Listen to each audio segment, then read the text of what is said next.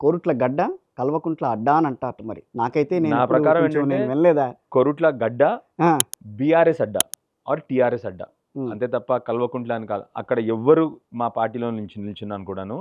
And 100% భవిష్యత్తులో కొత్త నాయకులు వస్తారు అక్కడ. 100% ఎప్పటికీ అక్కడ ప్రజలు బీఆర్ఎస్ పార్టీనే గెలిపిస్తారు. 2009లో ఆ రోజు పార్టీ కష్టకాలంలో ఉన్నప్పుడు కూడా బ్రహ్మాండమైన మెజారిటీతో గెలిపించారు మా నాన్నగారిని కొరుట్ల కాన్స్టిట్యున్సీ ప్రజలు. ఏం.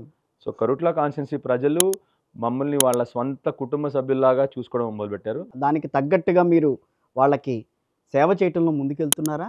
ఒదిగొదిగి పని చేస్తాం వాళ్ళ కోసం, ఉహు, మర్యాదగా, సంస్కారంగా, ఇవన్నీ కూడా తప్పకుండా ప్రజల మధ్యలో ఉంటాం కాబట్టి ప్రజలు మమ్మల్ని తిరిగి అసెంబ్లీకి పంపిస్తూ ఉన్నారు. ఉమ్, మా నాన్నగారు చేసిన పనికి నన్ను కూడా ఆశీర్వదించారంటే ప్రజల్లో మా పట్ల ఉన్న ప్రేమ, మా పట్ల ఉన్న నమ్మకం తెలుస్తూ ఉంది.